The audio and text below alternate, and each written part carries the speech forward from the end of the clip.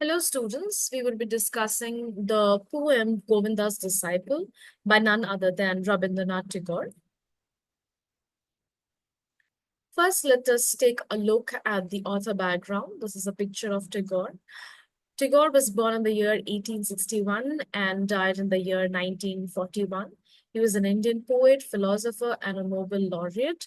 He won his Nobel Prize for Gitanjali in the year 1913. His works often explore spirituality, human values, and inner realization.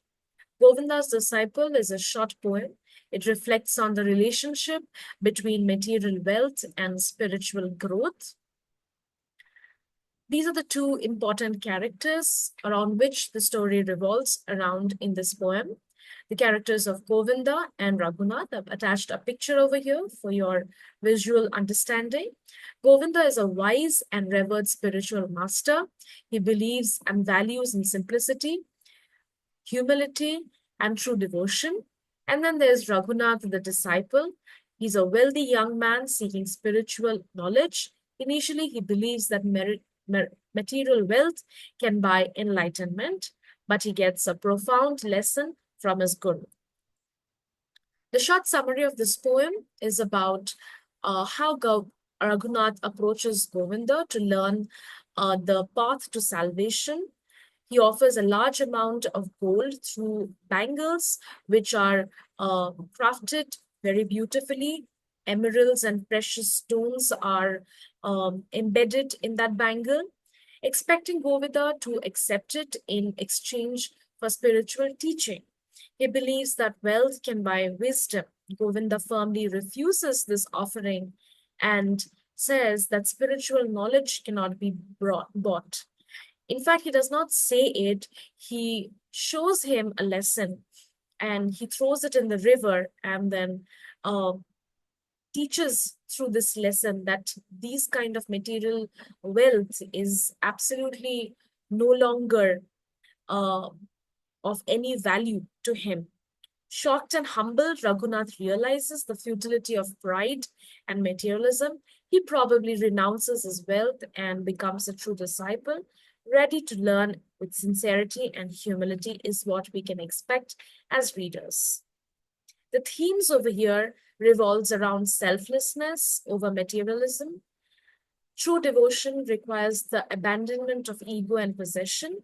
We see that the price of knowledge, wisdom is priceless and must be earned through inner change. This inner change should bring in some kind of transformation in you, especially if you're on the path of spirituality. It should symbolize inner purification and definitely humility. Then we can see that there are various symbols in this poem, especially the gold bangles. Gold over here essentially represents the material attachment and ego, which we should let go of if you are in this path of spirituality. The teacher over here, Govinda, he embodies true spiritual wisdom and detachment from mundane affairs of the world. And then we see the act of renunciation, which symbolizes the real beginning of spiritual learning, of spiritual journey, or spiritual path to say. The morals message is very profound. It talks about the true knowledge, which is free, but demands personal transformation. Wealth and status are meaningless if you're on this path of spirituality, if you seek spiritual knowledge. And inner humility and sincere effort is required if you want to seek enlightenment. The writing style of this poem is very, very simple, yet it has a very deep, profound meaning which moves the readers. It talks about, the poem talks about a philosophical storytelling which is embedded with spiritual truths within simple narratives. In a simple story, God talks about a spiritual truth. It has a unique relevance. It applies to all cultures and times beyond India and any kind of time frame.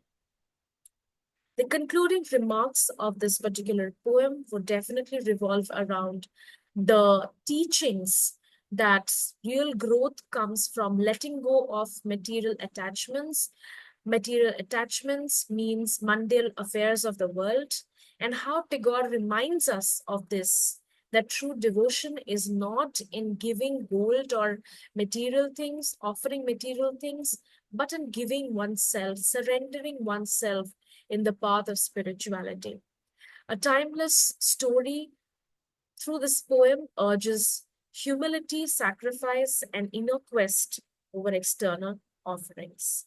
I leave you with the poem. It's a very short poem. Hope you'll enjoy reading it. Thank you.